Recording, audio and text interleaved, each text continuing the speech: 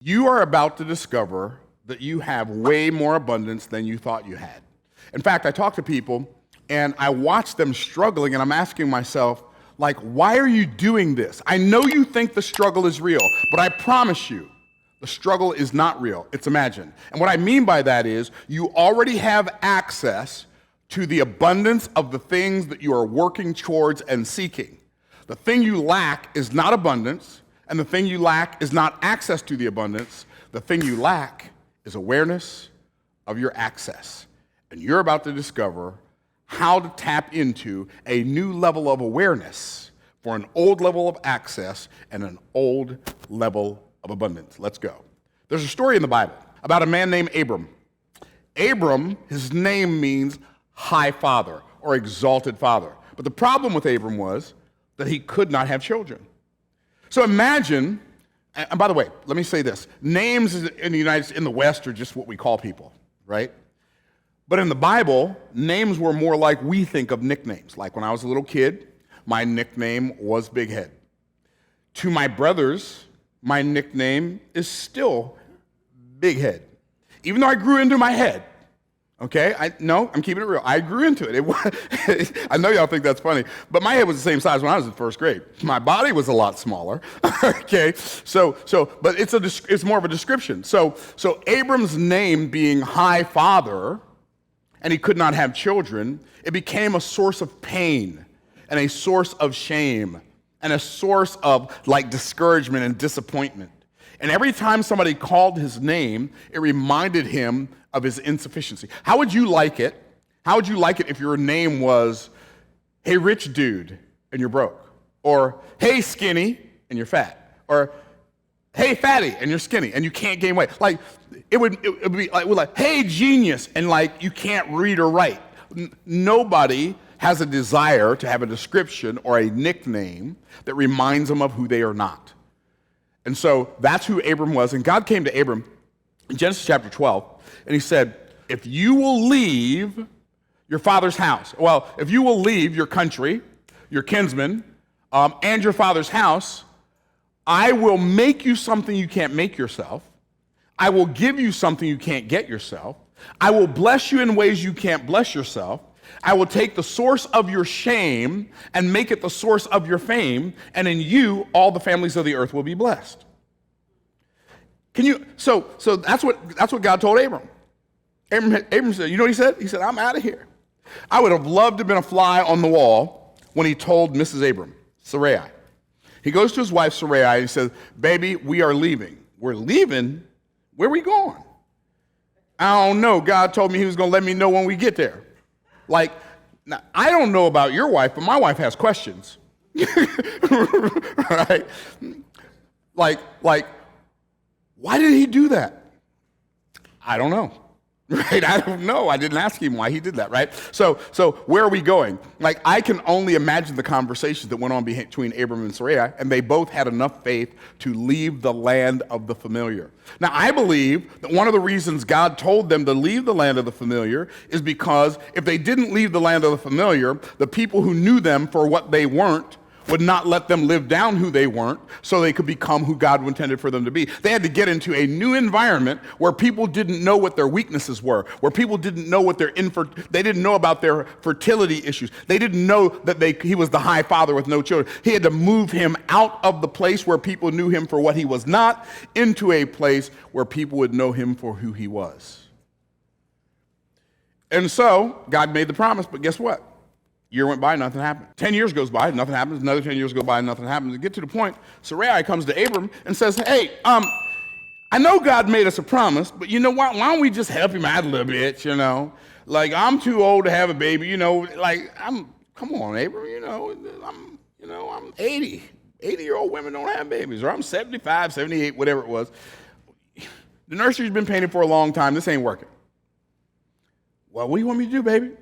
Well, you know that pretty little handmaid of mine, Hagar? Why don't you just go in, like, you and her have a baby for us? And Abram says, you sure, baby? Okay. And then we got to understand, these are real people with real emotions and real feelings and real flesh. Can I get a witness? All right, so they decide this is what we're going to do. So he goes in, He has an intimate relationship with his handmaid. She gets pregnant, has a baby. This baby boy that Abram's been waiting for his whole life. But he wasn't the seed of the promise. He was the seed of the flesh. So he was not who God was talking about. He was not the one God gave Abram a promise for when he left his country and he left his kindred, he left his father's house. This was not the promised seed. This was the seed of the flesh. So, by the time Abram's 100, when Abram's 100 and Sarai, his name's changed to Abraham, her name's changed to Sarah. When Abraham and Sarah were 190, he was 100, she was 90, she gives birth to a baby boy. The other boy is 10 years old, maybe. The time this happened, he was probably around 13. Maybe Sarah's boy was 3. And here's what it says. Sarah caught the son of the handmaid mocking. It doesn't say who he was mocking, but whoever he was mocking, she didn't like it. Maybe he was mocking her. Maybe he was mocking his little brother. Whatever it was, she went to Abram and said,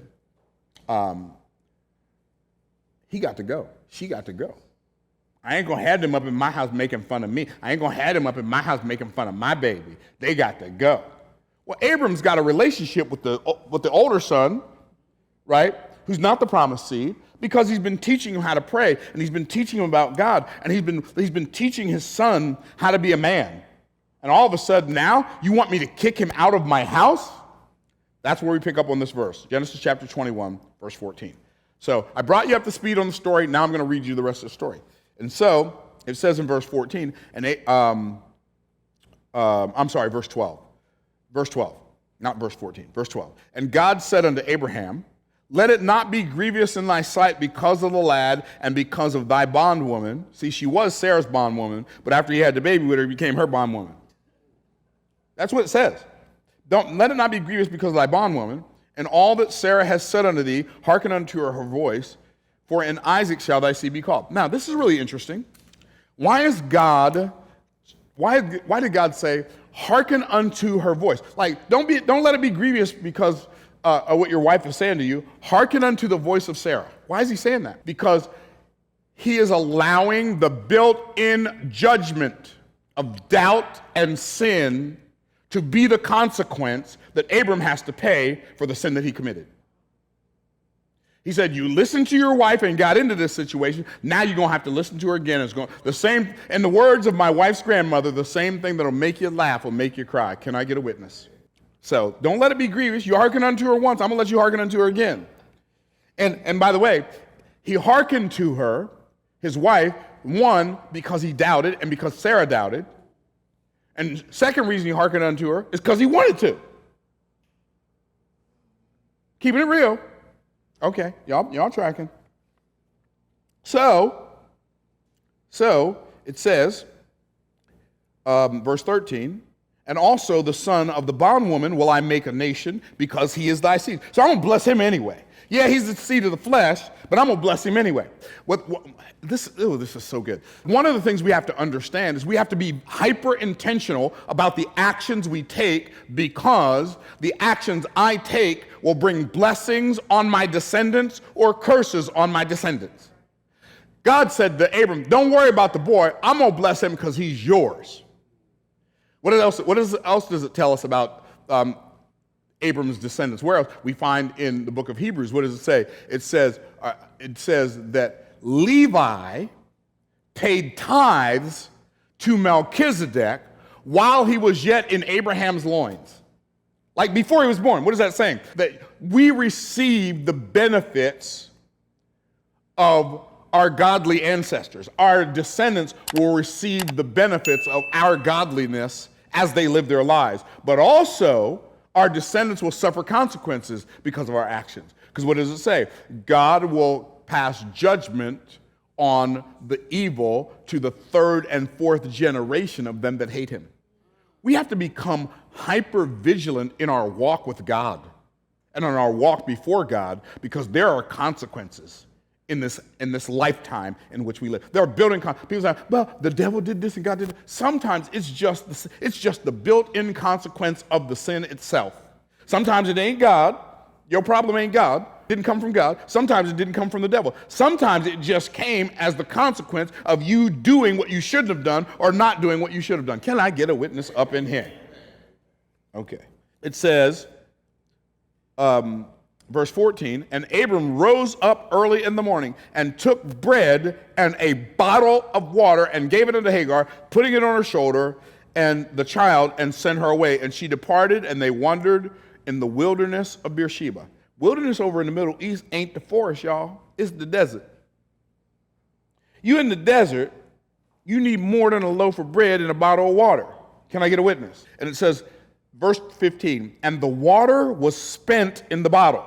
And she cast the child under one of the shrubs. And she went and sat her down over against him a good way off, as it were a bow shot. For she said, let me not see the death of the child. And she sat over against him and lift up her voice and wept. Was he my baby die? You say, how you know she cried like that? Because that's how mamas cry when their babies die. That's how. She was broke. She was toe up from the flow up. She broke. Then an angel comes to her and asks her the funniest question in the entire Bible. It says in verse 17, and God heard the voice of the lad, which means while the mama was crying, the boy was praying.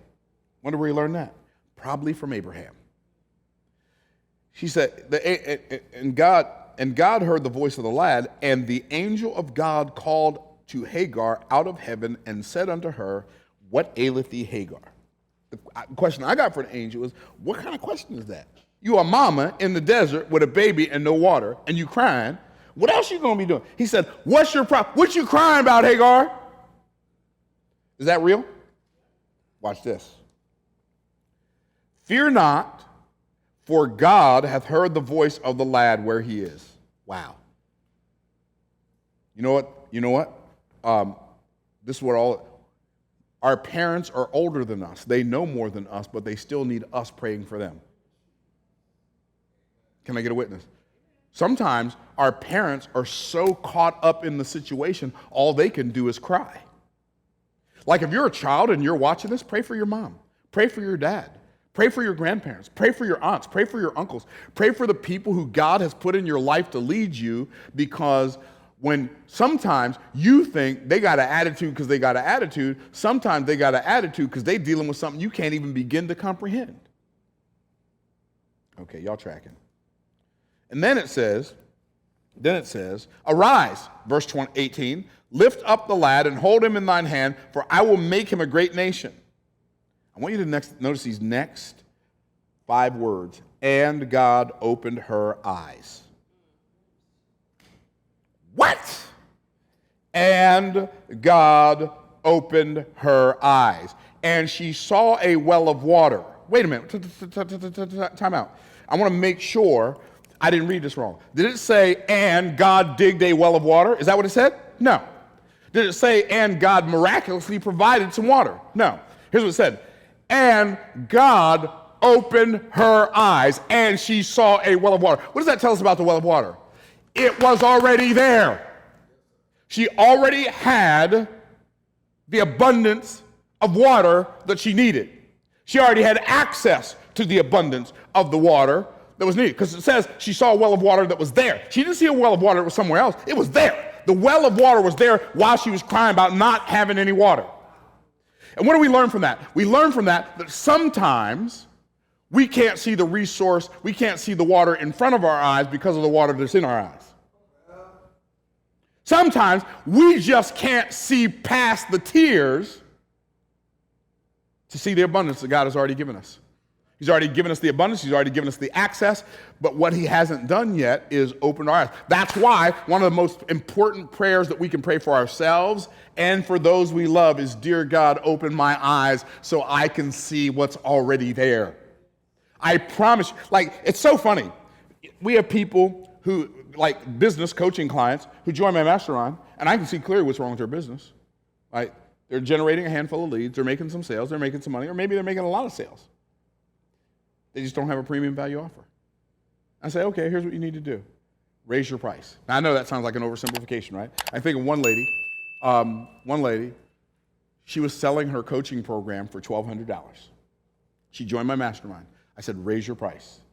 She did it. She raised her price to $20,000, started doing a challenge, and had the week of her challenge, she did over $400,000 in sales. She had never done $400,000 in sales in a year. Now she's done $400,000 in sales in a week. She could have did it before she met me. She didn't lack the abundance. She didn't lack the access. What did she lack? She lacked awareness of the access she already had. And there are so many people listening to my voice right now. There are people who are watching this video on YouTube right now, and you think the thing that's missing in your life is the abundance, or you think the thing that's missing in your life is the access to the abundance, but the real thing that's missing in your life is the awareness. Your eyes have not yet been open to what's already there for you. I've said it before, I'll say it again. People make the mistake of thinking that they lack resources. I submit to you that it's probably not resources that you lack. It's more likely that you lack the resourcefulness to tap into the resources that were already there. Ask God to open your eyes and reveal to you the resources that are already in your environment that you could use to turn your whole situation around. Here's what I know. Rachel Ray didn't learn how to cook when she went on Oprah. She already knew how to cook. She already had the abundance. She already had access. What she didn't have awareness that if I turn a camera on, it can make me a millionaire. So a lot of us are going through life living below our privilege. So there was a guy in the Bible who had evil intent. He was not a good person, but he asked one of the best questions in Scripture. You know who I'm talking about? Amnon. Who was Amnon? I'm sorry, not Amnon. Jonadab. Jonadab was Amnon's cousin. Who was Amnon? Amnon was David's son who raped his half-sister, Tamar. And the question that Jonadab asked Amnon was this: why art thou, being the king's son, lean from day to day? That's a great question. Because anybody who is following the principles of Scripture and who is the seed of Abraham by faith in Christ Jesus, anybody like that, the question I have for you is, why are you, being a child of the King, lean from day to day? And here's the answer: because I lack awareness of access. So pray for me that my eyes will be open. Because I'm going to tell you something, the thing that's missing in your life is not access. The thing that's missing in your life is awareness of the access you already have. That is the abundance awareness trap that most people fall into. The stuff I do right now, I could have been doing this when I was a lot of it when I was in my 20s. I didn't lack access. I didn't even lack ability. I spoke at a conference with 7,000 or 8,000 people when I was 19, and they went bananas. 19 and I only spoke for 5 minutes. I already knew how to talk. I already had the ability. I already had the abundance. I already had the access. Here's what I lack. I lack awareness of the access I already have. Just like you right now, just like you watching me on camera right now, just like those of you in this room right now, you don't lack access, you don't lack abundance, you just lack awareness of the abundance you already have. Like if you find yourself right now in the abundance awareness trap, where somebody like me is telling you that you have access, somebody like me is telling you have abundance, but you're lacking access, ask God to open your eyes so you can see what's already there. I hope this blesses you. If you want to watch another video that'll take your life to another level, watch the video on how to live like a millionaire on your way to becoming one. I think it'll bless your life. Thanks for watching.